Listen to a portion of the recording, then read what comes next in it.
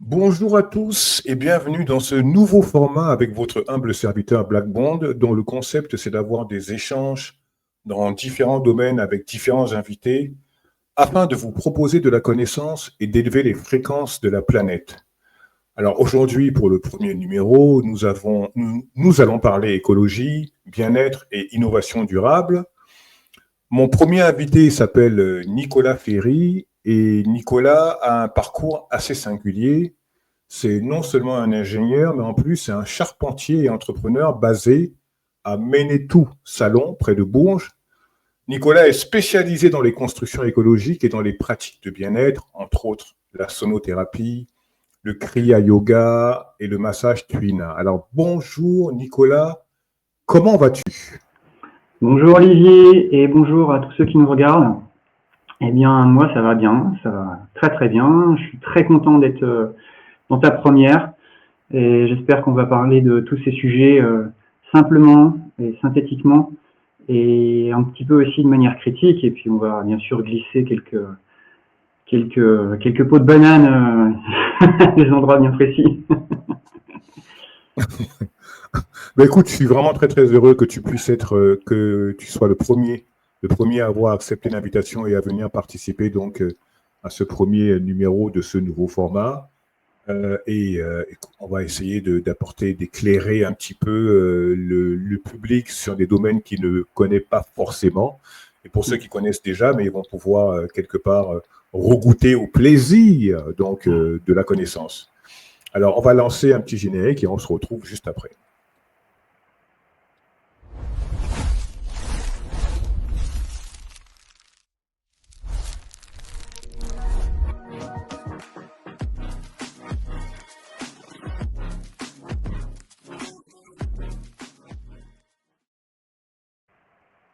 Alors, Nicolas, comme je te disais, on a eu un petit peu de mal, on a eu un petit peu de mal en coulisses pour commencer.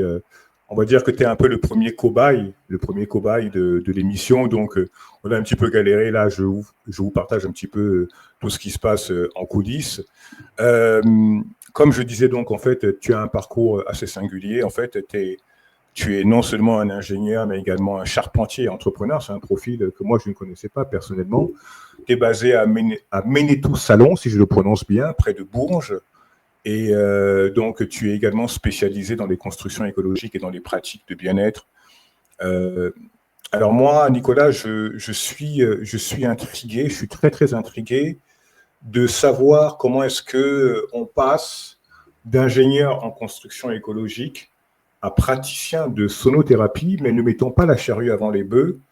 Avant ça, j'aimerais que tu me parles de ton parcours, en fait, de tes études à l'école d'ingénieur de Bourges, si je ne dis pas de bêtises, l'ENSI avec option génie des procédés et environnement, à la création de Tracter et Omkara. Alors, explique-nous un petit peu tout ça. Voilà, la démarche est longue. Moi, je repartirais bien, même un petit peu plus jeune, en fait, dans mes origines vosgiennes, au milieu des arbres et des sapins. Je pense que beaucoup de choses se sont initiées, en fait, à ce moment-là. Le rapport avec le bois, et puis notamment aussi, peut-être sûrement avec mon père aussi, dans la cave, tout petit, tout jeune, en train de faire des petites boîtes avec des pointes et des choses comme ça. Ensuite, oui, bon, bah, j'ai eu la chance dans ce système scolaire en fait de pouvoir aller assez en ligne droite et puis d'avoir des bonnes notes. Donc forcément, et j'aurais pu à un moment donné même peut-être faire de la lutherie, aller sur justement l'école de lutherie à Mirecourt, qui est dans les Vosges. Mais bon, ça s'est pas fait. J'ai continué mon cursus et donc après, bon, bah, j'ai fait le parcours un peu classique, on va dire. En sciences, maths sup, maths p, et donc j'ai eu cette école donc à Bourges. Et tout de suite, ce qui m'a intéressé en fait à Bourges, c'est que c'était la première année en fait, la création de cette école. Et moi, j'aime bien toujours les choses qui innovent en fait et qui changent un peu de l'ordinaire. Donc, ben voilà, j'ai fait un putsch, j'ai été président du bureau des élèves. J'ai fait beaucoup de choses pour faire justement un peu de lumière autour de cette école qui était toute neuve au niveau de Bourges. Et j'ai vite rencontré ce qu'on appelle des hommes mentors, en fait, des personnes qu'on doit rencontrer dans sa vie, qui ont été déterminées par la réunion, on va dire, postnatale. Et j'ai rencontré assez rapidement, j'ai rencontré aussi la mère de mes enfants, évidemment, là, donc ça m'a un peu, voilà, ça m'a fait rentrer, m'intégrer en fait dans cette région, qui était loin des montagnes, de mes montagnes natales.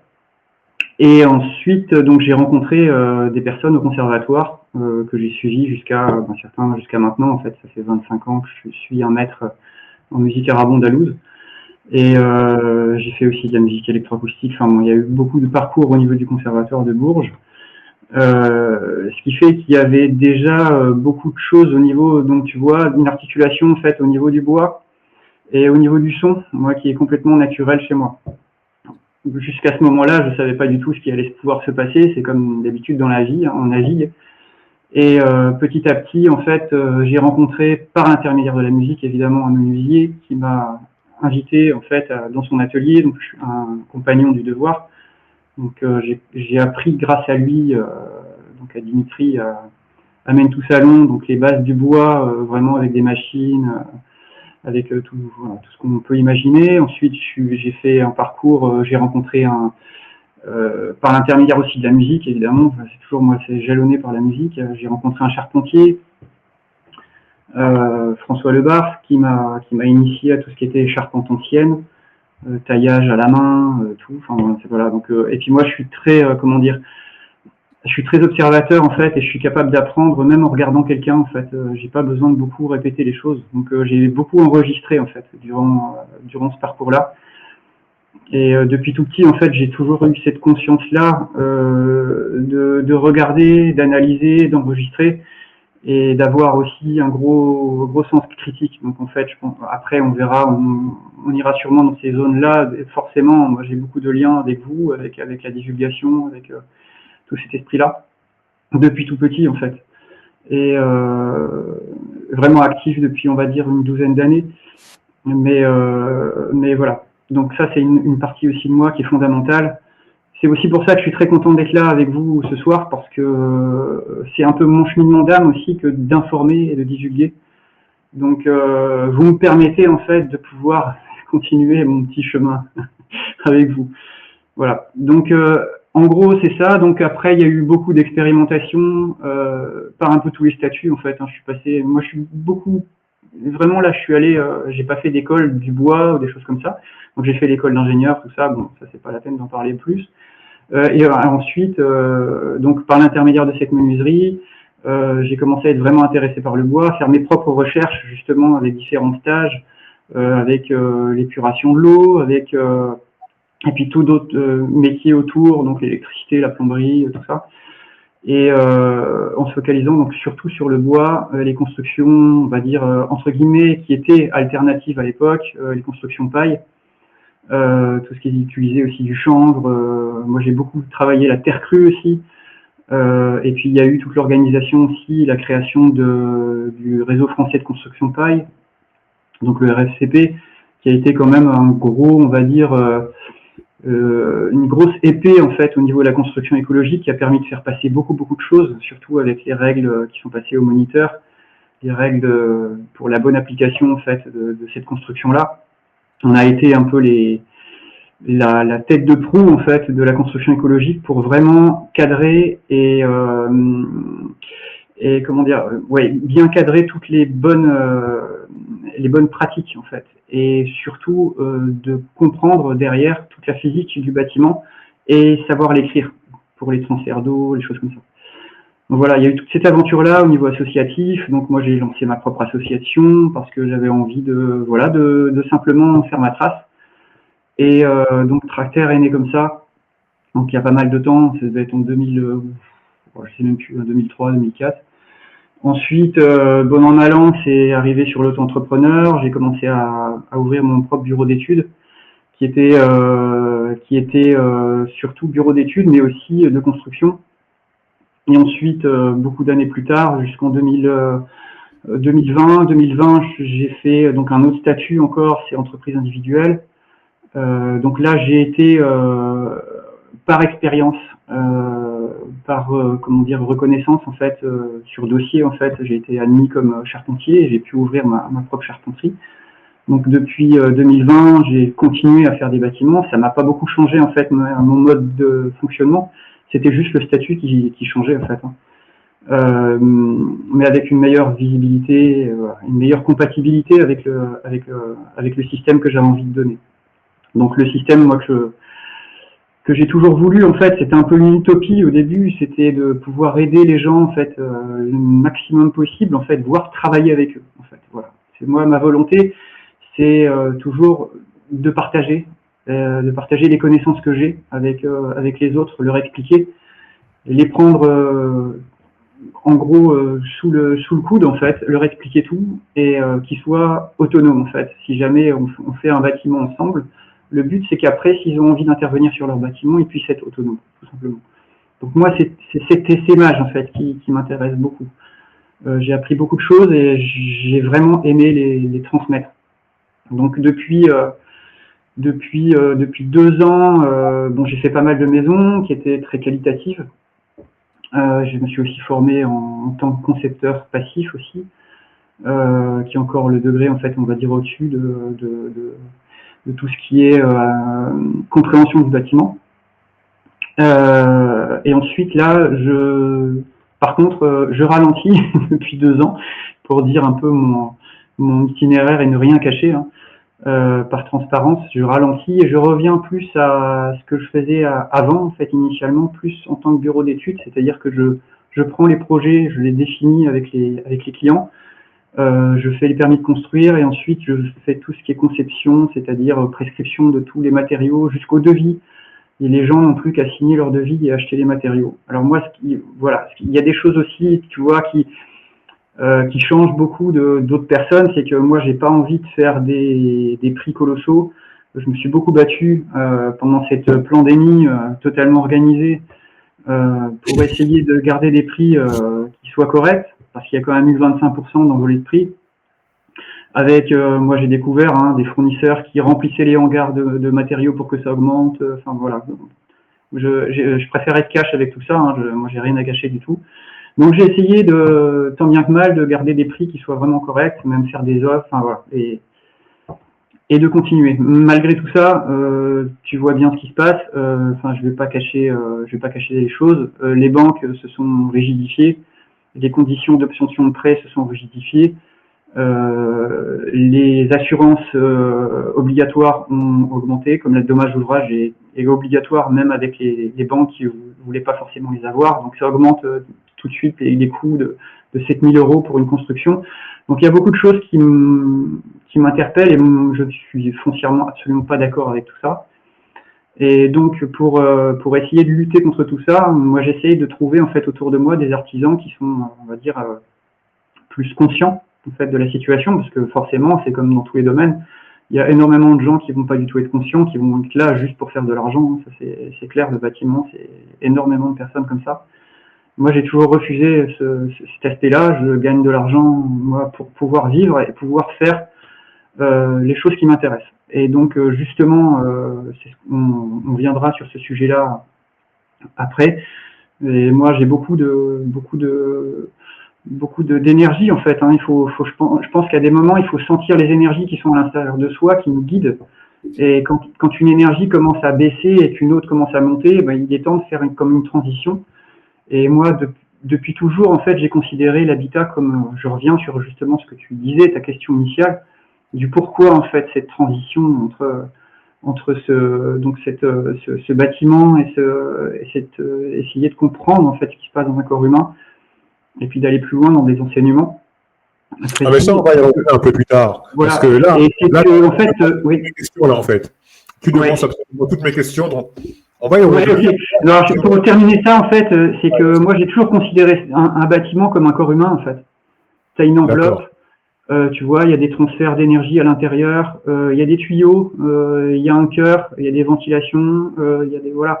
Et moi, j'ai toujours essayé d'opérer ça avec des matériaux qui soient évidemment le plus propre possible. Alors, moi, j'aime pas trop ce terme de construction écologique. C'est pour ça que moi, j'avais plutôt choisi construction saine et durable. Parce que moi, le durable, le mot dur. Excuse-moi, Dan.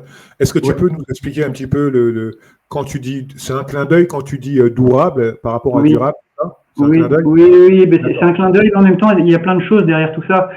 C'est que moi, j'ai plutôt appris beaucoup de choses en termes de construction aussi féminine. C'est-à-dire que moi, j'adore la construction. Bon, même si maintenant, commercialement, c'est très compliqué. J'en ai fait pas mal avant de la construction paille. Je suis plutôt sur des systèmes, des principes constructifs plus élaborés, peut-être plus souhaitables pour les banques et tout ça. Maintenant, mais j'ai fait aussi de la construction paille, donc la paille porteuse, des choses comme ça. Tu vois, des constructions qui commencent de manière très souple et qu'on va rigidifier petit à petit, en fait. Au lieu d'avoir, par exemple, la construction de béton où tout est solide tout de suite. Donc, c'est une approche plutôt, on va dire, masculine, entre guillemets, quoi. Mais moi, j'adore, en fait. Est-ce que tu peux un peu développer sur ça? C'est-à-dire, est-ce que tu peux nous en dire plus un petit peu sur ces maisons durables, comme tu dis?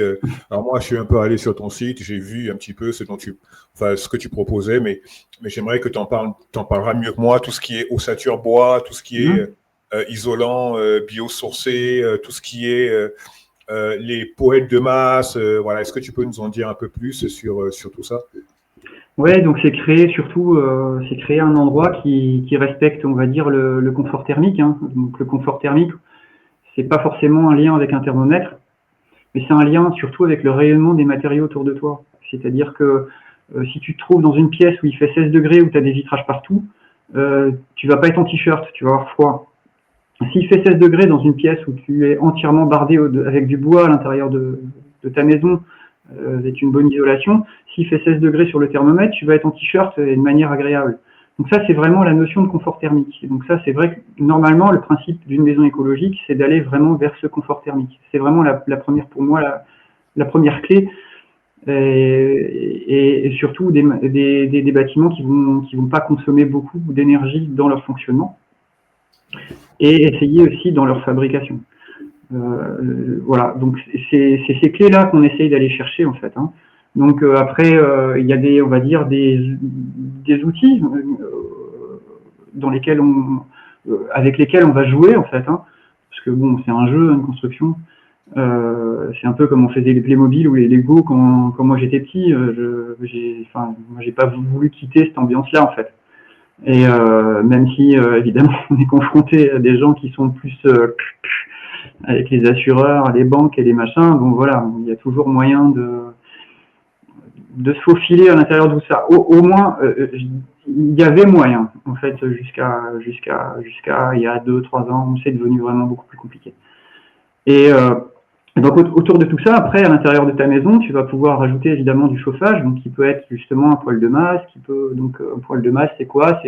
C'est un poêle qui pèse beaucoup, qui est quand même assez lourd, quoi. Donc on va avoir des poêles de 2-3 tonnes à l'intérieur d'une maison et on va faire un feu tous les 24 heures. Donc ça va chauffer en fait toute cette masse et ça va diffuser petit à petit en fait les calories qui sont accumulées dans la masse. Donc ça va faire un chauffage qui va être très agréable parce que évidemment de basse température et surtout en rayonnement. Après on a des ventilations hein, qui sont plus ou moins perfectionnées, qui vont nous permettre de pouvoir gérer l'air, en fait, dépolluer le gaz carbonique à l'intérieur de la maison et puis de l'envoyer vers l'extérieur. Tout ça en gardant les calories de l'air chauffé à l'intérieur, parce qu'on a des systèmes d'échangeurs qui vont échanger les calories de l'air chauffé intérieur et qui vont les redonner à l'air qui va être pris et ponctionné à l'extérieur pour venir à l'intérieur du bâtiment. Donc ça, c'est toute une grosse question aussi. Ensuite, bon, après, moi, il y a des choses sur lesquelles, évidemment, tu me sens arrivé là-dessus, sur lesquelles je suis pas vraiment d'accord, forcément. Hein, tout est agencé sur le faux réchauffement climatique. Donc, tous ces termes-là, forcément, moi, je peux pas abuser des gens, mentir aux gens et les envoyer dans des systèmes technologiques hyper perfectionnés à des coûts prohibitifs. Pour moi, ça n'a pas beaucoup de sens en fait. Donc, je le ramène, j'essaye de le mettre en fait pour avoir le meilleur compromis possible entre l'économie, en fait, le financier, et puis on va dire, le résultat technique pour pouvoir économiser et avoir le moins d'énergie possible sur la vie du bâtiment, quoi. Et puis surtout le coût de fonctionnement en fait direct pour les clients. ça c'est sûr. Donc voilà. Donc moi j'avais créé, si tu veux, un système un peu utopique. J'appelle ça utopique parce que c'est très différent de tout le monde. C'est de carrément prendre. Des fois, je prenais carrément le client comme ouvrier en fait. Donc dans mon équipe.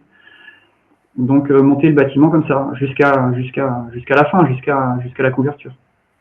Donc ça, c'est vrai que je me suis un peu calmé là-dessus parce que, enfin, je veux pas anticiper tes questions, hein, mais c'est vrai qu'il y a eu un mouvement là depuis la pandémie, hein, c'est clair, hein, depuis la vaccination, depuis toutes les peurs qui ont augmenté aussi chez les gens qui n'arrivent pas forcément à tout contrôler, tout ça. Bon, je les comprends aussi d'une certaine manière parce que c'est un impact, c'est un capital financier qui est investi, donc c'est quand même assez énorme. Mais il y a quand même eu des changements fondamentaux depuis 3-4 ans en fait. Il y a quand même eu toute cette industrie de la prédation humaine qui a fait beaucoup de dégâts, tout en restant très positif et très ouvert. Moi, je suis quelqu'un d'extrêmement positif mais là, il y a quand même eu beaucoup de dégâts chez les gens en fait, parce que moi, en étant dans cette vision du bâtiment, moi, en fait, je suivais pour moi une construction, c'est 1 an et demi, tu vois, c'est 2 ans. Donc je suis la personne pendant 1 an et demi, 2 ans. Il n'y a pas un artisan qui va suivre des clients pendant 1 an et demi, 2 ans. Donc s'il n'y a pas des rapports qui sont extrêmement sains, un alignement de conscience minimal avec les personnes, ça devient très très compliqué. Donc c'est vrai que depuis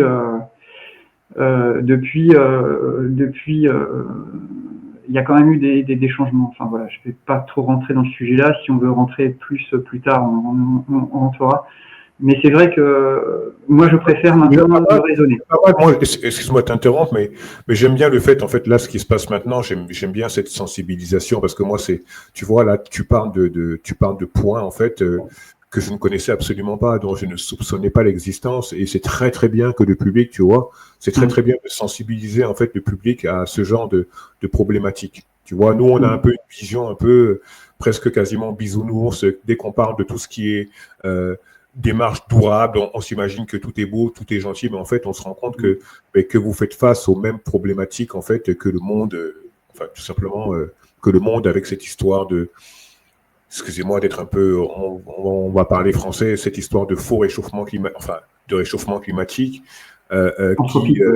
voilà, donc qui trompe les gens en fait, qui trompe les gens et qui permettent surtout aux escrocs de pouvoir pulluler et se faire de l'argent. Donc, bon. Donc, c'est très, très bien. Et puis d'autres systèmes encore, après, je te parle pas de tout ce qui est administratif, mais j'ai à peu près tout vécu sur les permis de construire, par exemple, ou sur le phénomène administratif pour l'acquisition d'un prêt bancaire ou le déblocage d'un prêt bancaire. Enfin, il faut voir les clauses, les conditions demandées par les banques. Enfin, ça devient vraiment complètement dément, quoi. En gros, si les deux personnes, parce qu'il faut être un couple, c'est obligatoire. C'est un modèle bien précis.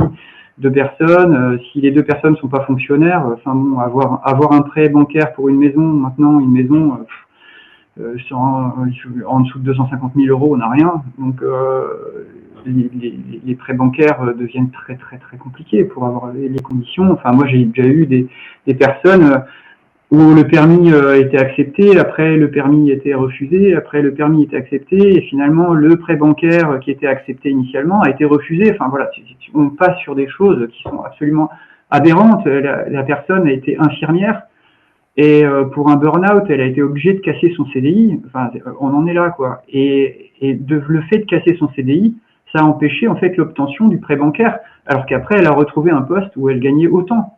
Mais elle était plus en CDI, elle était en CDD. Le simple fait, là, en fait, a arrêté tout projet.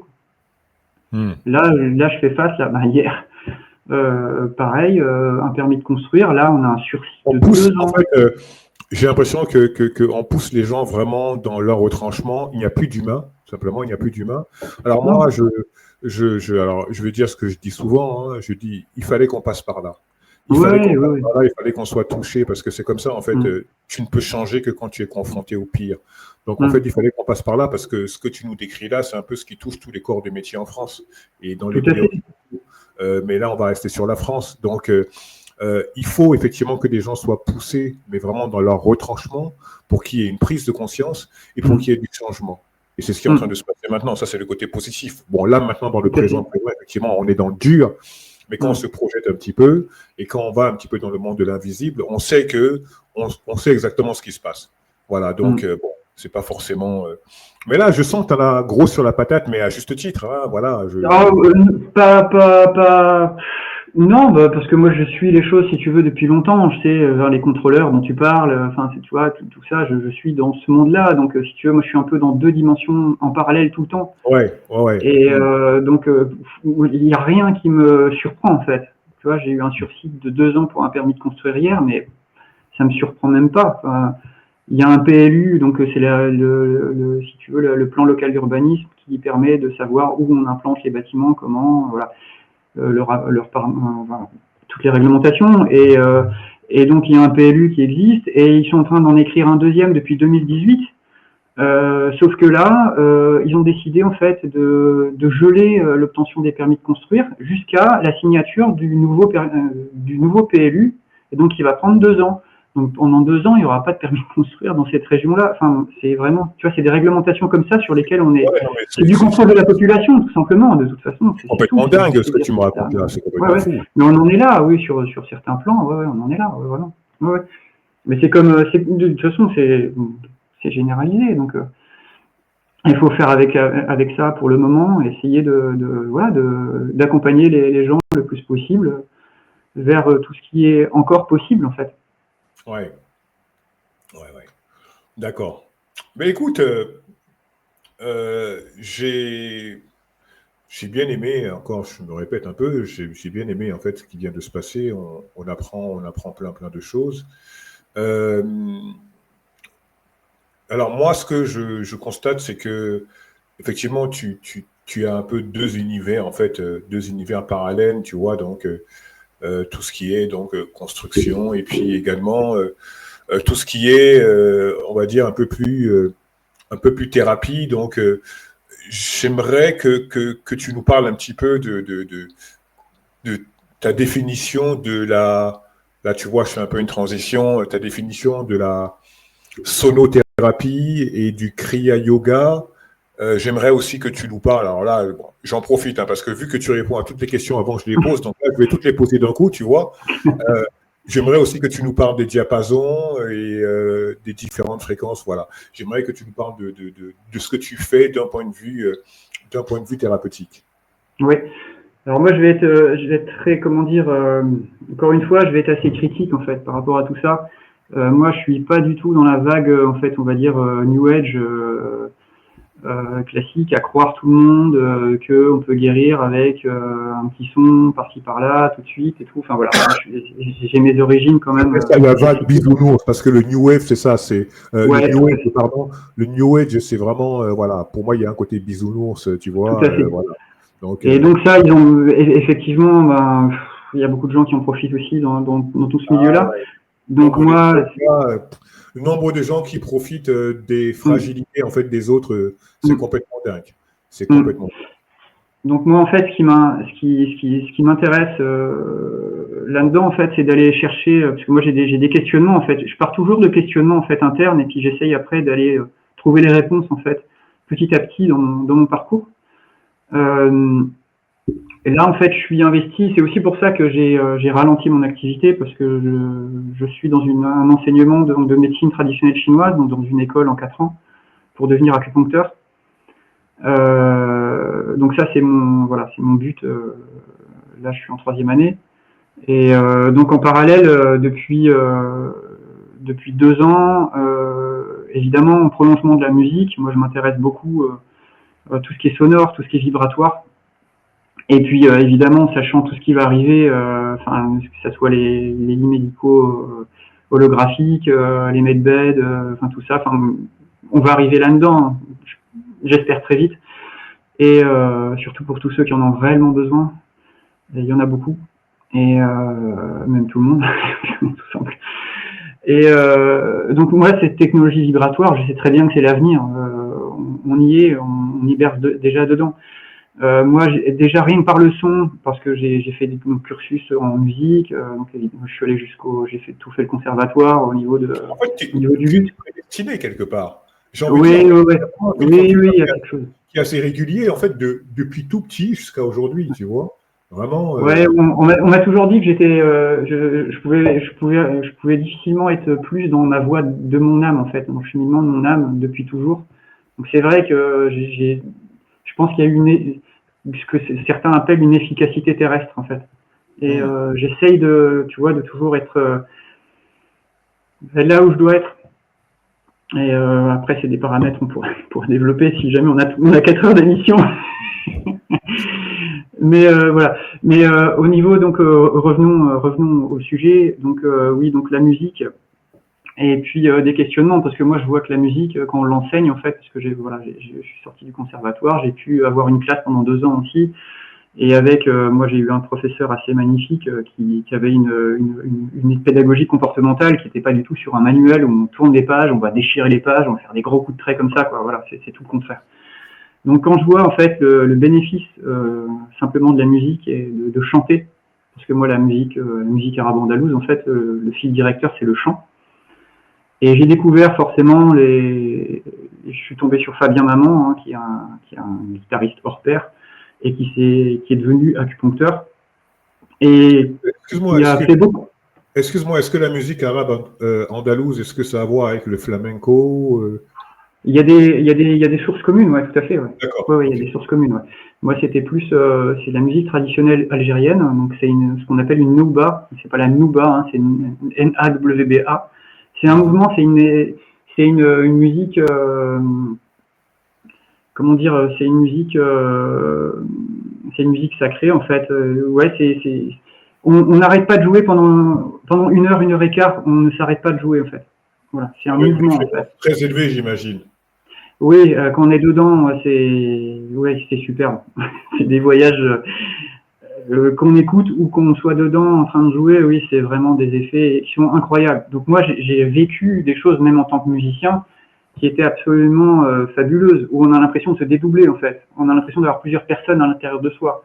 Un qui va gérer la mémoire, l'autre qui va gérer le rythme, l'autre qui va gérer le chant, l'autre qui va Là, gérer tu es la en train technique de nous parler instrumentale. de la tu es en train de nous Ouais, parler de la multidimension, ouais, de la tout à fait. multidimensionnalité, en fait, quelque Oui. part. D'accord. Ouais, ouais, ouais, tout à fait. Moi, je l'ai ressenti, mais peu de fois. Hein. Je vais pas dire, moi, je suis ordinaire. Voilà, on m'appelle des fois Saitama, hein, c'est pour la référence One Punch Man, mais voilà, je mange des poireaux. Et non, j'ai pas de super don ou quoi que ce soit. Moi, j'ai essayé d'utiliser mon cerveau et mes mains toujours par le Non, en travail. fait, non, mais si je peux me permettre, en fait, tu développes, c'est-à-dire que, en fait, Hum, on est tous fait pareil, sauf hum. que la programmation fait croire à certains que ce qui est normal est extraordinaire. Tu Ouais, vois, donc, tout à si fait. Ouais. Ouais, tout à fait. Et puis moi, enfin oui, pour revenir à ça, à ce propos-là, oui, moi j'ai jeté ma télévision quand j'avais 20 ans. Je l'ai déposée dans ma rue. Voilà quoi. Et puis c'est vrai qu'à 15 ans, j'ai vendu ma console de jeu. Ça c'est un petit clin d'œil pour les ados, pour m'acheter des pédales automatiques pour aller faire du vélo quoi. Voilà. Donc voilà, c'est un peu sans pour autant savoir ce qui se passait, mais c'est après coup en fait, on revient sur des choses du passé si tu veux et on comprend beaucoup de choses. On se dit ah ouais mais en fait j'ai pas fait ça pour rien en fait c'était bien la décision que j'ai prise. Enfin voilà, bon, c'était une petite aparté, un petit. Donc revenons à la musique et donc cette transition. Euh, donc moi je me suis formé, oui donc je suis tombé sur Fabien Maman, hein, donc ses travaux sur des molécules cancéreuses avec simplement des cordes cordes vibrantes hein, de guitare, de voir les effets sur les cellules cancéreuses qui explosaient en fait hein, littéralement hein, par des effets de résonance et Mhm. par la voix en fait. Hein. Il faut savoir qu'on est tous armés en fait de cordes vocales et simplement chanter nous-mêmes et on peut se guérir de beaucoup de choses rien que par le chant et par l'expression de nos propres notes en fait, hein, qui sont adaptées à nous. Enfin. C'est un peu comme si on émettait nos propres médicaments. Donc ça, c'est vrai que ça calme beaucoup.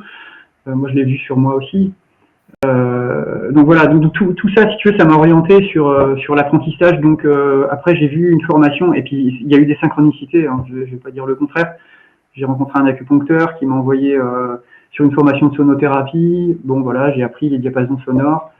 d'une manière, on va dire, bien-être. Et moi, j'avais envie d'aller plus loin, comme le bâtiment, j'ai toujours fait ça. Et à ce moment-là, en fait, ouais, tu reviens. Non, mais je m'en suis pris un là. Alors moi, attention, on va dire, je suis vraiment un novice. Bon, voilà, c'est vraiment. Non, mais je le montre comme ça pour le. Je suis vraiment un novice. Malheureusement, pour l'instant, je trouve pas assez de temps pour. Je trouve pas assez de Ah, temps. super, ouais, ok. Ouais, je trouve pas assez de temps Super. pour développer, mais bon, je compte vraiment. C'est quelque chose que je compte réellement développer, vraiment, vraiment. Ouais, ok. Ben, on va en parler justement tout de suite après. Et donc oui, donc formation de sonothérapie. Bon après, moi j'ai envie d'aller plus loin. Hein. J'ai pas envie de rester dans le bien-être, et c'est pour ça que justement je suis dans une formation de médecine traditionnelle chinoise où on apprend donc le massage thérapeutique chinois. On apprend à apporter de la chaleur, la moxibustion, on apprend forcément l'acupuncture petit à petit, et surtout on apprend toute la théorie, la base de données qui est absolument énorme en fait. Et parce que je suis dans une école qui favorise vraiment le diagnostic, on ne sait pas forcément des petites recettes, voilà. Donc c'est hyper enrichissant, c'est hyper riche, et donc moi j'ai décidé en fait de commencer tout de suite, sans attendre. J'ai horreur d'attendre les diplômes et les trucs qui valident, voilà, avec les coups de tampon. Donc je me suis dit je vais faire mon expérience et je vais démarrer comme ça. Donc j'ai commencé il y a 1 an, donc c'est Omkara. Voilà, c'est mon nom aussi indien, donc ça me correspondait très bien. Omkara, c'est les sources des sons. Bon, on vous mettra les liens, en fait, les liens des 2 sites, dont Tracter et puis Omkara. Je vous conseille vivement d'y aller, mais vraiment vivement d'y aller. Bon, on va en parler un peu plus, mais il y a beaucoup de choses à découvrir sur tout ce qui est thérapeutique et tout ce dont on parle. Non, excuse-moi, je t'ai interrompu. Non, mais c'est très bien, c'est très bien. Et oui, donc voilà, donc c'était le but Omkara, c'est il faut savoir que en fait c'est grâce à vous, c'est grâce à tous ceux qui viennent en fait voir des thérapeutes. Il faut vraiment le signaler ça, hein, le souligner même, que c'est grâce aux gens aussi qui viennent que nous on est capable aussi de s'améliorer et quand on veut bien le faire. Et ça, donc je remercie déjà toutes les personnes qui m'ont fait confiance jusqu'à maintenant. Et j'espère qu'il va y en avoir dans le futur. Donc moi en fait j'essaye d'appliquer cette sonothérapie, bon forcément pour détendre, hein, calmer, on y viendra sur tout ce qu'on peut faire avec la sonothérapie. Mais moi j'essaye de l'utiliser surtout sur les points des méridiens, donc les points comme si j'utilisais en fait des aiguilles d'acupuncture. Donc tout ce que j'apprends en fait dans l'école de MTC, j'essaye de le transposer en fait quand c'est possible avec la sonothérapie. Et je vois ce qui se passe. Et moi, ce que j'ai envie de faire en fait à terme, c'est de réellement comparer en fait et de voir quand est-ce qu'on peut, parce que les deux choses sont absolument complémentaires. Il y a des choses qu'on peut pas faire avec des aiguilles, qu'on peut pas faire avec la sonothérapie et vice versa. C'est sûr que s'il faut travailler plusieurs points en même temps, l'acupuncture sera redoutable là-dessus. Si on veut traiter un point, diminuer la douleur, ou alors aller sur des plaies, par exemple, la cicatrisation, sur le fait de ne pas avoir de collage de peau lorsqu'on va justement cicatriser après des opérations. Donc là, on va utiliser le diapason et avec les vibrations mécaniques, on va décoller en fait les tissus et les plaies vont guérir d'une manière stupéfiante. Il y a beaucoup de gens dans le corps médical qui l'utilisent maintenant, c'est bien, ça commence à arriver dans les hôpitaux, les infirmières commencent à le faire. Ça, vraiment, c'est vraiment très, très efficace. Parce que là, si tu veux qu'on aille plus loin, je peux expliquer un peu d'un point de vue. Allons plus loin, allons-y. D'un point de vue, parce que c'est là que c'est intéressant, en fait, et de voir aussi toutes les applications. Donc, il y a beaucoup de gens qui l'utilisent, la sonothérapie, avec des bols tibétains, faire des voyages sonores. Donc, on va expliquer pourquoi il y a des choses qui marchent réellement, en fait. Hein. Donc, il y a des choses qui sont bien-être. Après, il y a des choses qui sont un peu plus, on va dire, thérapeutique, mais j'ai pas envie de faire de frontières. Hein. C'est un peu comme l'artiste et l'artisan. C'est toujours les vieux et les vieilles questions un peu débiles de Beaux-Arts. Voilà, donc j'ai pas envie de faire de différence ou de frontières entre le bien-être et l'être thérapeute. Enfin, ce qu'ils essayent toujours de faire, hein, de fragmenter pour mieux gouverner, quoi. Donc ça, j'ai pas envie de tomber là-dedans. Et il y a des gens qui sont en bien-être et qui font des choses exceptionnelles. Il y a des thérapeutes qui ont des connaissances inouïes et qui font aussi des choses qui sont exceptionnelles. Voilà. Donc c'est un peu pour remettre un peu la frontière. Donc c'est vrai qu'au niveau mécanique, j'ai déjà expliqué, hein, donc c'est le premier point. Hein, donc on a les vibrations, hein, vraiment mécaniques. Donc effectivement, pour tout ce qui est circulation, la circulation des liquides, circulation du sang, circulation de tous les liquides organiques dans le corps, on va avoir vraiment des améliorations qui sont nettes sur par exemple des contusions, des choses comme ça. Quand on va directement sur des coups, forcément, là, c'est redoutable. Le diapason est redoutable. Tout ce qui est circulation des liquides. Donc, après, Excuse-moi, il n'y a pas une petite question technique. Évidemment, dans les diapasons, en fait, ils sont tous paramétrés à différentes fréquences et j'imagine que chaque fréquence, elle a un but bien précis. C'est-à-dire que... Oui, alors après, on a des génériques, en fait. Hein, il y a des génériques 128 Hz, on va dire, quoi, autour de tout ça. Après, bon, il y en a voilà, celui-là. Et il y en a qui sont accordés plus ou moins avec les résonances de Schumann aussi. Donc, ils sont un petit peu décalés. Moi, je travaille plus avec ceux-là. Après, tu as des plus graves, hein, 64 Hz. Quand tu vas sur le dos, par exemple, les articulations un peu plus lourdes, tu vas avoir du 32 Hz après, où il est vraiment très très grave. On va faire plutôt favoriser l'enveloppe, faire des lissages d'aura ou travailler directement sur des articulations. Donc ça, c'est des possibilités. Après, effectivement, il y a il y a tout un panel. Moi, j'ai aussi des ondes pour les ondes cérébrales, donc pour reconnecter les deux cerveaux. Donc on a alpha, theta, gamma, bêta. Enfin voilà, on a toute l'artillerie.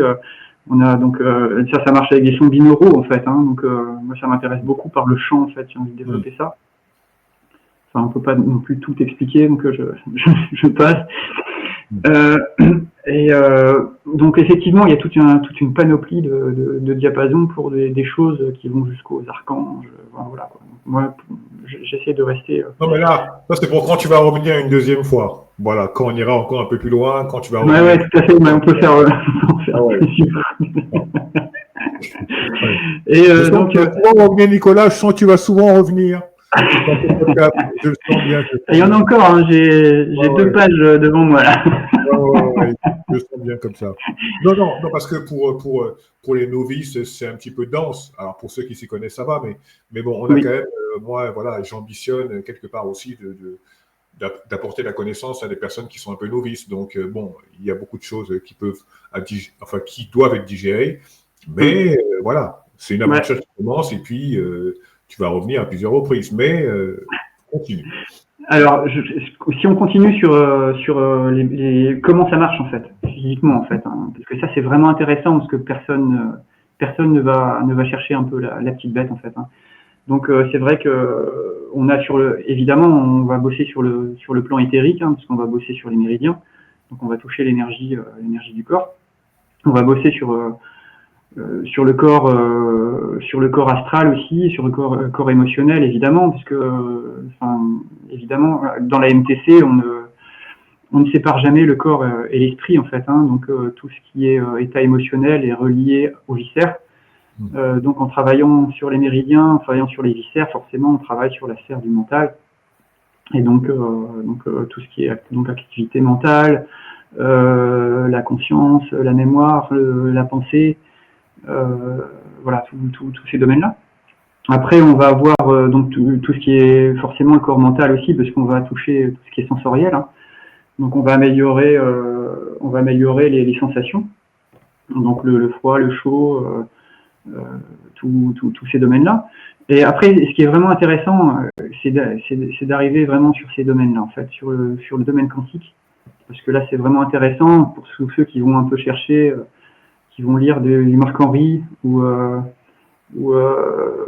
tous les travaux qui ont été faits par Joël Sternheimer dans les années 80 sur la musique des protéines, des choses comme ça, de voir que tout est obéi en fait à des musiques en fait à l'intérieur du corps humain. Donc pour aller sur l'infiniment petit, donc la première chose c'est ce phénomène aussi qui est démontré maintenant à l'heure actuelle. Hein, si jamais la science était quelque chose qui serait, on va dire, pour notre bien-être, justement. Il y a des gens qui auraient vraiment des prix Nobel qui ont démontré toute cette apparition de quantique en fait avec les résonances en fait dans le corps. Hein. C'est pour expliquer très brièvement en fait le quantique, donc H3O2.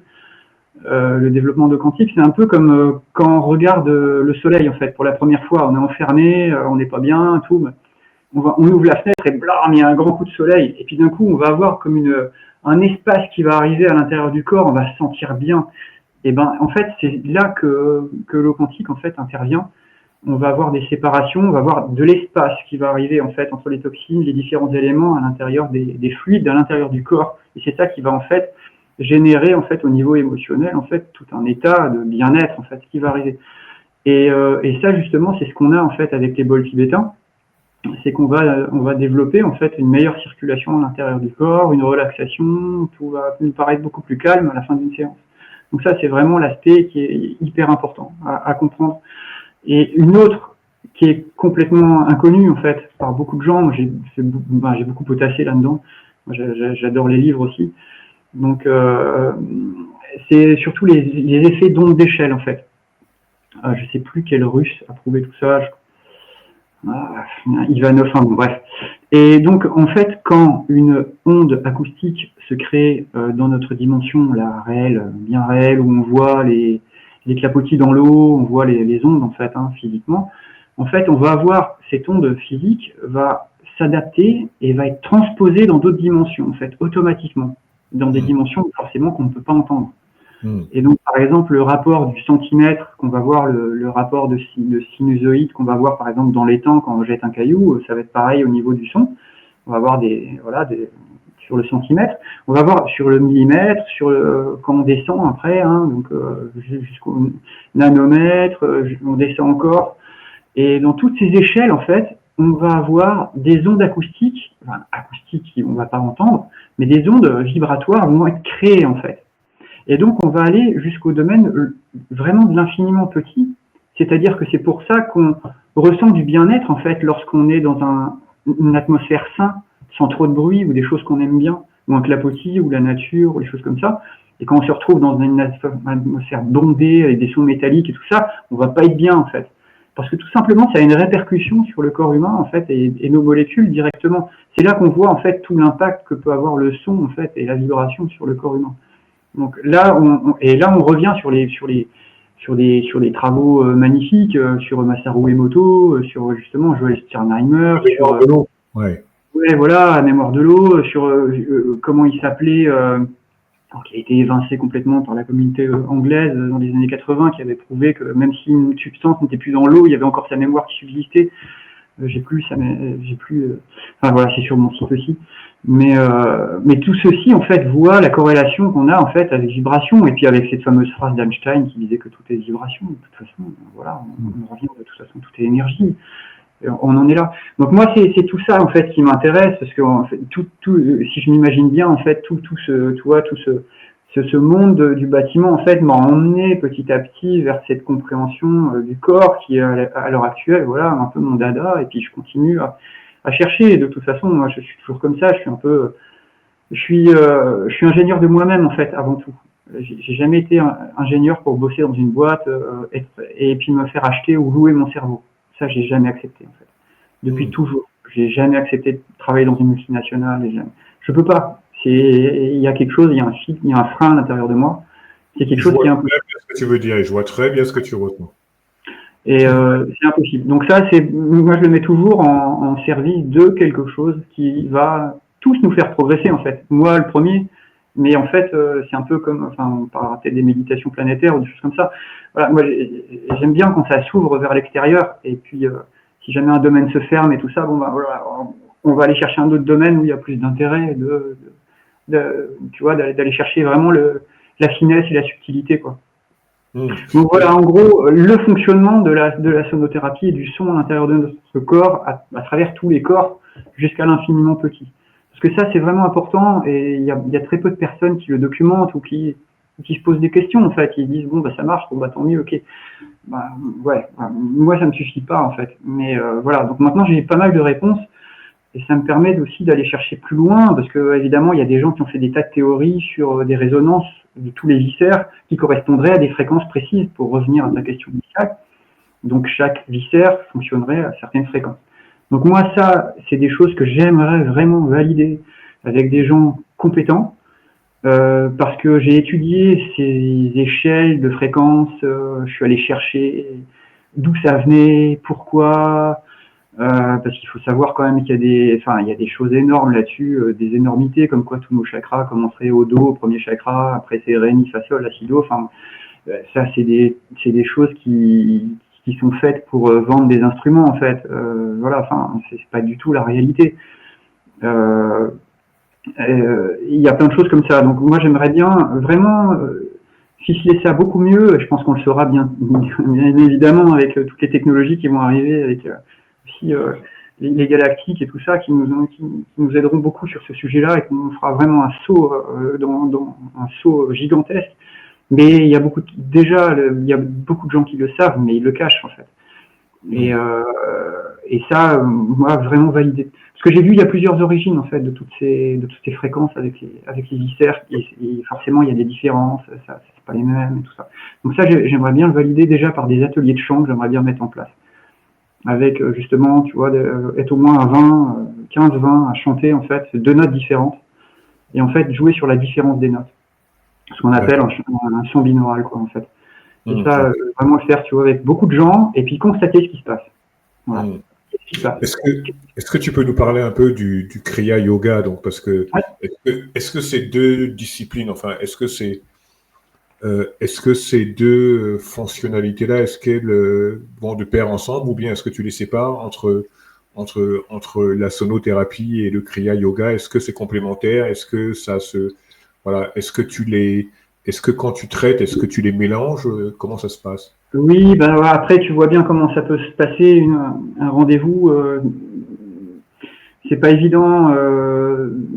Moi, les gens que j'emmène sur le Kriya Yoga, enfin, il faut savoir aussi ce que c'est après que le Kriya Yoga. On peut, c'est un ensemble de choses en fait. Enfin, théoriquement, ça fait partie. Il y a plusieurs branches d'enseignement donc qui sont incluses dans le Kriya Yoga. C'est un yoga complet en fait, on va dire. C'est pas simplement des postures. Donc il va y avoir donc ça diffère de beaucoup de courants qui sont enseignés. Là, on est plutôt dans des vagues qu'on pourrait appeler entre guillemets un peu occultes à des moments aussi. Oui, donc il y a 4 mouvements en fait à l'intérieur.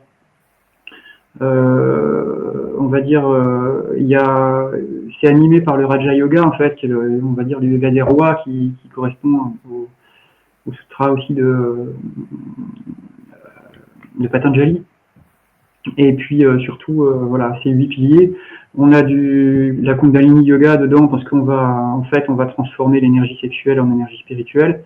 Ça, c'est des gros mots théoriques. Après, je vais dire un peu, voilà, je vais être un peu critique aussi là-dessus. Il y a du Tantra Yoga, effectivement. Hein, donc, le Tantra Yoga, c'est pas forcément la définition que tout le monde a. Hein. La Tantra Yoga, c'est surtout le raffinement des nadis. C'est raffiner, devenir de plus en plus subtil. Et puis, il y a une théorie de dissolution aussi dans les différents chakras de ce qu'on appelle le Laya Yoga. En fait, à travers ce yoga-là, on devient quelqu'un d'autre, en fait. Et c'est là où c'est très intéressant, c'est très riche. Donc moi, j'ai fait la lignée pour dire d'où je viens. Donc c'est la Kriya Yoga de Babaji, il y en a plusieurs. Il y a aussi Shivananda, il y a plusieurs branches différentes. Donc, qu'est-ce qu'il y a en fait à l'intérieur de tout ça? Il y a des techniques, les domaines pratiques. On va avoir des respirations, donc des pranayamas, on va avoir des postures, des asanas, on va avoir des dhyanas qui sont des visualisations, des méditations, et des mantras. Donc des mantras, sachant que ces mantras-là, c'est pas forcément les mantras que tout le monde chante et tout ça. C'est des mantras qui sont faits en interne pour ne pas perdre son énergie en fait au niveau vocal. Donc c'est des récitations en fait internes. Donc D'accord. D'accord. C'est très différent. Et donc moi, d'un point de vue, parce que après, je peux en parler, je vais parler de mon expérience. C'est plutôt ça qui m'intéresse. Moi, j'ai pratiqué beaucoup. Enfin, voilà, j'ai fait toutes les initiations qui étaient possibles jusqu'à la 3e. Ça m'a beaucoup changé en fait, parce qu'en fait, voilà, le problème de toutes ces choses-là, c'est que souvent, on va faire un stage par-ci, un stage par-là, un autre stage par-ci, un autre stage par-là. Enfin, moi, j'ai jamais trop compris ce système-là, c'est-à-dire que si je fais un enseignement, je vais essayer de le tester et de voir sur moi ce qui va se passer. Et tant que je n'ai pas de résultats probants, je vais continuer. Et donc j'ai continué, donc c'est vrai que cette voie-là est assez complète. Dès la première initiation, on reçoit absolument, on pourrait dire quasiment tout, avec un programme qui est très précis tous les jours. Donc je l'ai fait. Et effectivement, j'ai retrouvé toute ma souplesse que j'avais d'enfant, hein, vraiment. Et moi, c'est surtout, on va dire, j'avais pas mal de problèmes. Là, je pense à tous ceux qui ont des problèmes de visualisation. On leur dit, oui, c'est compliqué la visualisation, la méditation, voilà. Non, continuer à le faire tranquillement. Surtout, il ne faut pas se culpabiliser. Il faut y aller par photographie aussi. On n'a pas besoin d'avoir dans l'écran mental des vidéos qui sont fluides ou des choses comme ça. Simplement l'intention déjà et quelques images suffisent. Et de travailler ça. Donc ça, j'ai beaucoup travaillé parce que moi, j'avais beaucoup je pense, enfin, on peut dire des implants en fait. Hein, donc tout le monde est implanté depuis la naissance. Et j'avais pas mal de difficultés au niveau de la visualisation. Donc ça m'a beaucoup aidé à franchir des étapes. Et moi, ce qui m'a surtout... donc là, je parle vraiment des enseignements pratiques, en fait, que j'ai fait. Parce que, évidemment, je te sens arriver. Ça fait où, en fait? Non, mais j'aimerais savoir, tu les as fait où, ça, ces enseignements-là? Alors, ça, les initiations, c'est un peu dans toute la France, en fait. Hein. Il y a différents... Il y a première initiation, deuxième initiation, troisième initiation, où on apprend finalement, en finalité, 144 techniques qui étaient enseignées, en fait, en Inde sur 12 ans, en fait. Il y avait une technique par mois pendant 12 ans. En fait, en gros, c'est ça. Donc maintenant, on les apprend de manière beaucoup plus condensée.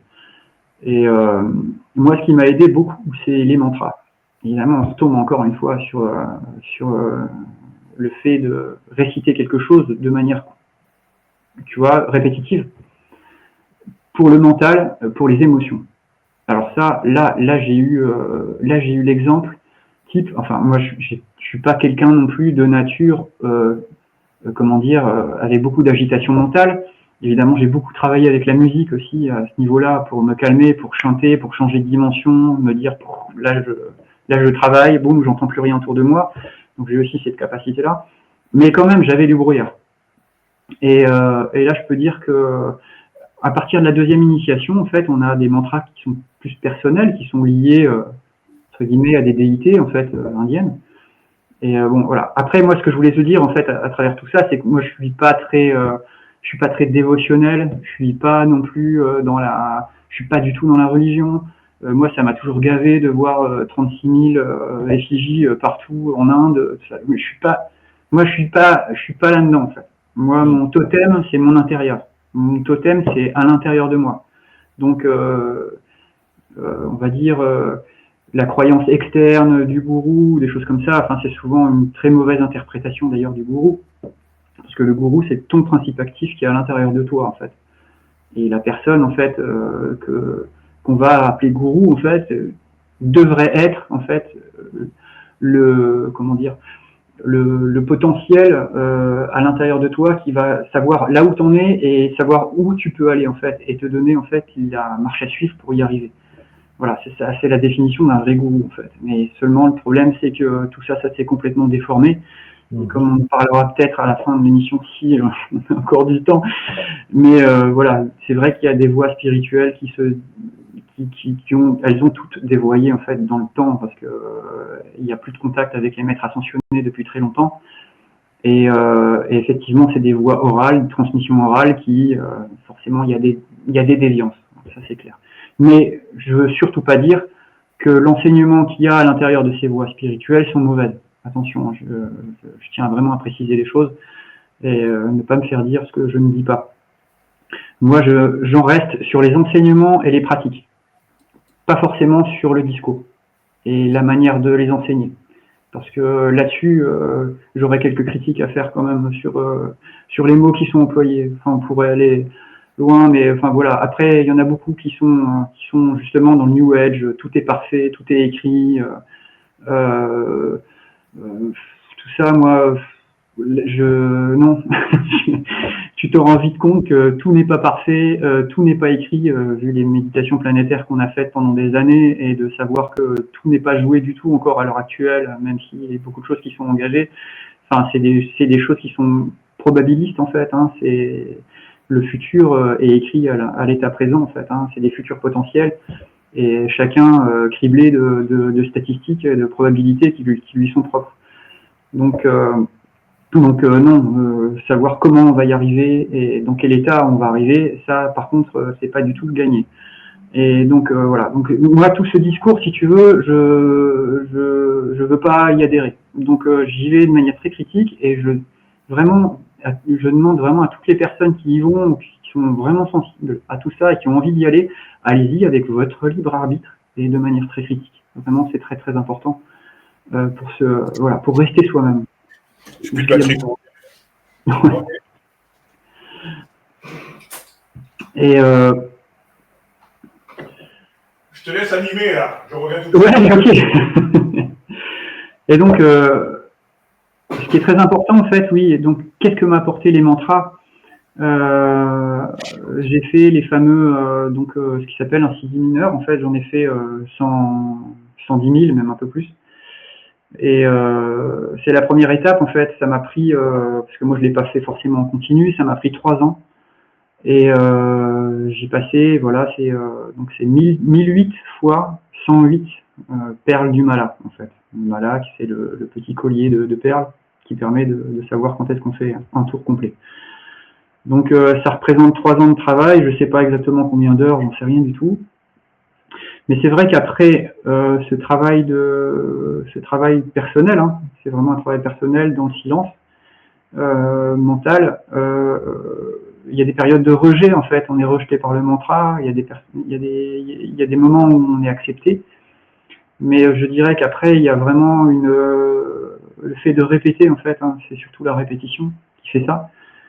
Et sans doute le codage aussi du mantra, qui sont aussi des vibrations. Hein, des syllabes bien agencées. Et il y a vraiment une amélioration du mental et un court-circuitage du fameux cercle vicieux en fait, hein, de la création de l'émotion négative. Donc ça après on peut en parler vite fait. Enfin voilà, pour moi c'est ce que j'ai mis sur mon site, hein, vite fait. C'est vraiment le mantra, il permet de se mettre dans la boucle en fait. C'est la pensée en fait. La pensée. Lorsqu'on a une mauvaise pensée, l'ego tout de suite va prendre en fait il va prendre l'assaut en fait de cet état-là pour nous générer une émotion en fait, pour pouvoir faire vivre quelque chose à notre corps physique. Cette émotion-là, on va la vivre, qui va sans doute penser négative, on va avoir une émotion négative. Cette émotion négative va nous réenclencher en fait une autre pensée négative, et le cercle vicieux est enclenché.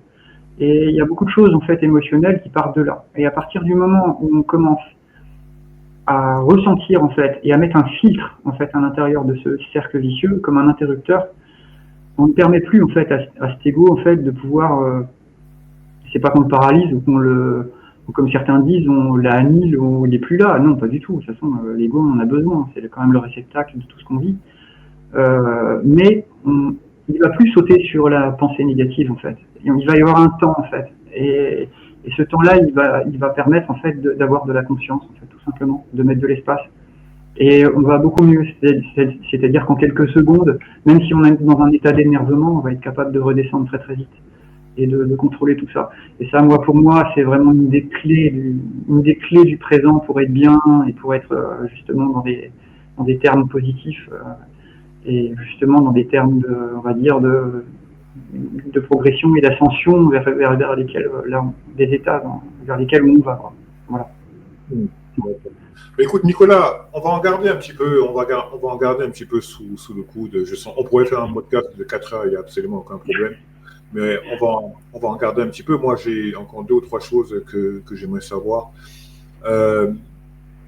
J'ai vu que tu t'impliquais beaucoup à mener tout salon pour promouvoir tes différentes valeurs. Est-ce que tu peux en dire un peu plus à nos auditeurs? Par rapport aux valeurs tu veux dire de divulgation, Non, plutôt, non. Oui, enfin, je veux dire, dans ta philosophie dans ta philosophie de vie, dans les œuvres que tu accomplis, j'ai vu que c'est une ville où tu es vraiment très, très impliqué. Oui, oui, tout à fait, oui, oui. Mais tout Salon est un village qui bouge énormément, en fait. J'ai l'impression que tu es le maire de la ville, quoi, tu vois. Je ne sais pas si tu es le maire de la ville ou le prince de la ville, mais il y a quelque chose. Non, du tout, je suis très, très discret, justement. C'est totalement je suis très discret. ce que je veux dire. Ouais, très, très discret. Je fais très, très attention, parce que, voilà, il y a beaucoup de... voilà, il y a tu n'es pas le maire de la ville, tu es le mafieux, parce qu'en général, le maire est très bruyant et le mafieux, il est très discret. Donc, toi, tu es le mafieux de la ville, en fait, c'est ça. Ouais, ce serait plutôt comme ça, ouais, je me définirais, ouais, tout à fait.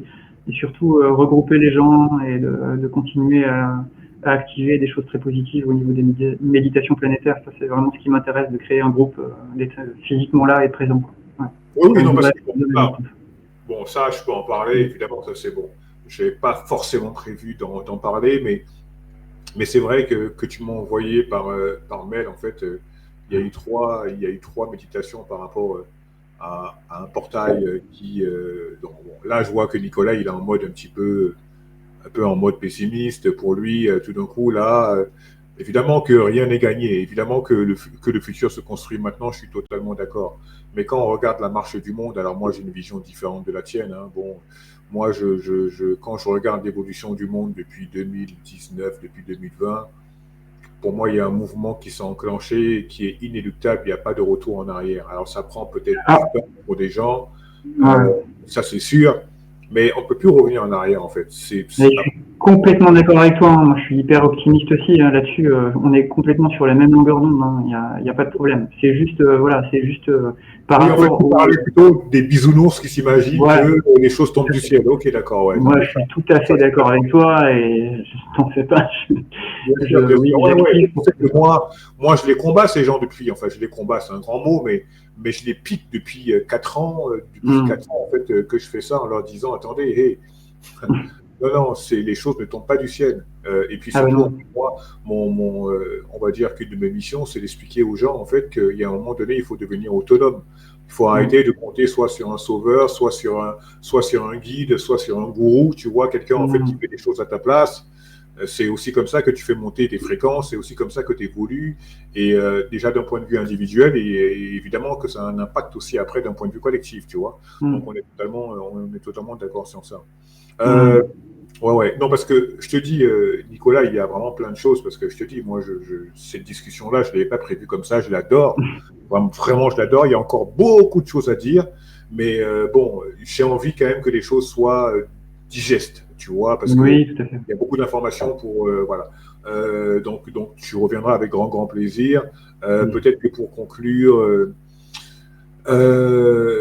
comment te dire ça en fait, grâce à toi, beaucoup de personnes là, ont pu découvrir l'importance des constructions écologiques ou bien durables, le pouvoir de la sonothérapie et du Kriya Yoga, ainsi que ta vision intégrée pour un mode de vie durable et équilibré. Et du coup, j'ai une dernière question à te poser. En fait, si tu devais donner un conseil à quelqu'un qui veut vivre plus en harmonie avec la nature et lui-même, quel serait-il ? Oui. Très intéressant cette question. Très intéressante cette question-là. Ouais, très intéressant. C'est de toute façon pour moi. Je sais que tu penses à 1000 choses, mais si vraiment tu devais retenir quelque chose. C'est une question un peu piège. Pour moi, c'est la construction du soi en fait, qui est tout à fait personnelle et d'arriver à construire les piliers de la construction du soi et de la continuer, c'est-à-dire l'estime de soi, l'amour de soi, la confiance en soi, qui sont pour moi 3 piliers essentiels. Non, mais là, excuse-moi, là, je vois tes paroles. Ça change absolument toute la donne. Ça change absolument toute la donne. C'est clair. Waouh. Non, mais voilà, terminer par quelque chose de fort, de profond. Vraiment, Nicolas, 1000 merci. Tu reviens, de toute façon, tu vas revenir. Merci infiniment pour ta présence et merci pour la découverte, parce que tu ne te rends pas compte, mais là, tu viens moi, je connais mon public. Je sais qu'il va être ravi. Et quand je parle de mon public, c'est pas en mode du genre, vous avez vu. Non, non, c'est vraiment. Parce que je rappelle quand même, la raison pour laquelle c'est très important, la raison pour laquelle j'ai créé ce format, c'est vraiment pour élever. D'ailleurs, vous avez vu, il y a le mot élevation qui est dans le générique. C'est vraiment pour élever les vibrations, les fréquences, élever la connaissance, élever soi-même. Donc, quand j'ai des personnes comme Nicolas qui viennent et qui contribuent à ça, mais moi, je suis ravi, en fait. Je me dis que je fais ce pourquoi je suis venu, en fait. Voilà, donc, merci infiniment. Merci infiniment de ta venue. Alors, très important, j'invite absolument tout le monde, mais je mettrai dans les commentaires, dans la description, à aller visiter donc tractaire.fr. Donc, ça, c'est le site sur tout ce qui est développement durable, construction écologique, même si Nicolas n'aime pas beaucoup d'expressions, mais bon, vous comprenez ce que je veux dire. Et également, donc, obkara.me pour découvrir donc, tout ce qui est, donc pour en savoir plus et pour ceux qui ont envie, effectivement, de peut-être faire des séances de sonothérapie ou bien de kriya yoga, de s'initier. Pour ceux qui souhaitent contacter Nicolas, bah, écoutez, mais je vais vous mettre toutes les informations en commentaire et en description. Voilà. Donc, encore 1000 fois merci, Nicolas. 1000 fois merci à vous aussi, les auditeurs. 1000 fois merci aussi à mes deux collègues parce qu'ils sont derrière. Là, vous ne les voyez pas, mais Bobo et Léo qui m'aident d'un point de vue technique. Ils ont fait un travail assez formidable. Je les remercie du fond du cœur. Et je vous donne rendez-vous très, très, très vite pour un prochain numéro. Prenez soin de vous. Ayez confiance en vous. N'oubliez pas, comme vient de dire Nicolas, apprenez à vous construire ou bien continuez votre construction. On se voit très bientôt. Prenez soin de vous. Peut-être que un petit mot de fin, Nicolas. Et merci à tous. Et effectivement, j'en garde sous la casquette. Et j'espère à bientôt, on verra bien. Et merci à Léo, merci à Bobo derrière. C'est super votre travail, j'adore. Et continuez à divulguer toutes ces informations. Et on va y arriver tous ensemble. Yes. Prenez soin de vous.